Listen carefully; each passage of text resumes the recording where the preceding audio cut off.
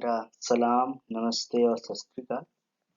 आज हम लोग इनकम टैक्स सेविंग टिप्स के बारे में बताएंगे। इसके अंदर डिस्कस करेंगे कि किस तरह से हम लोग अपना जो है इनकम टैक्स बचा सकते हैं।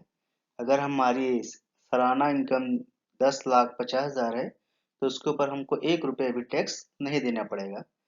उसके कुछ तरीके हैं और जो सेक्शन हैं उसको फॉलो करना होंगे। जैसे कि आप इसके अंदर देख रहे होंगे, सबसे पहले अगर हम लोग 10,50,000 रुपये अगर ईयरली कमाते हैं सालाना, तो इसके अंदर हम लोगों को स्टैंडर्ड टैक्स डिडक्शन मिलते हैं जो 50,000 के होते हैं। तो ये हमारी सैलरी है ये एनुअली, जिसके अंदर 10,50,000 है, इसमें से 50,000 माइनस कर देंगे। उसके बाद हम अपना इन्वेस्टमेंट करके बचा सकते हैं 1.5 लाख रुपया सेक्शन 80C में, धारा 80C के अंतर्गत, जिसमें ईपीएफ में या पीपीएफ में या ईएलएसएस प्लान जो म्यूचुअल फंड के थ्रू होता है, जिसके अंदर जो है लॉकिंग पीरियड बहुत ही कम है 3 साल की। बाकी आपका ईपीएफ और पीपीएफ में लॉन्ग टर्म इन्वेस्टमेंट है, क्योंकि इसके अंदर पैसा जल्दी नहीं निकलता। अगर पीपीएफ में डालते हैं आप तो कम से कम 15 साल की लॉकिंग पीरियड रहती है। बाकी ईपीएफ में जब आप रिटायर होते हैं तो पैसा मिलता है, या आप पार्शली निकाल सकते हैं अगर जरूरत पड़ती है तो पीपीएफ से।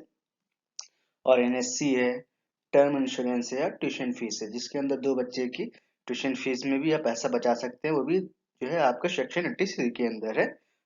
इसके अंदर आप टोटल रिबेट जो है 1.5 लाख तक पाते हैं। तो ये भी आपका 10,50,000 में से माइनस हो जाएगा, 10,50,000 में से 1.5 लाख माइनस हो जाएगा आपका। इस तरह से धीरे धीरे माइनस होता चला जाएगा। फिर इसके बाद से आप 50,000 रुपया जो है एनपीएस के थ्रू भी बचा सकते हैं, जो कि सेक्शन 80CCD 1B के अंदर आती है। फिर उसके बाद आप कोई भी एक फैमिली के लिए हेल्थ इंश्योरेंस ले सकते हैं, जिसमें आप हो सकते हैं, आपकी वाइफ हो सकती हैं और आपके बच्चे हो सकते हैं, जिसके अंदर आपको 25,000 रुपये तक की छूट मिल सकती है, जो कि धारा 80D के अंदर आती है, सेक्शन 80D में ये आप छूट प्राप्त कर सकते हैं इसके अंदर।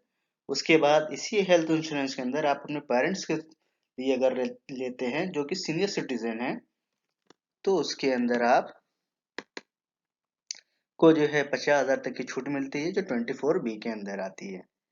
उसी तरह से अगर आप कोई होम लोन लेते हैं, उसके ऊपर इंटरेस्ट देते हैं आप, तो उसके अंदर आप 2 लाख रुपए तक बचा सकते हैं, वो भी जो है आपकी सेक्शन 24B के अंदर आती है। ये भी आपके एनुअली सैलरी में से जो है डिडक्ट हो जाएगी।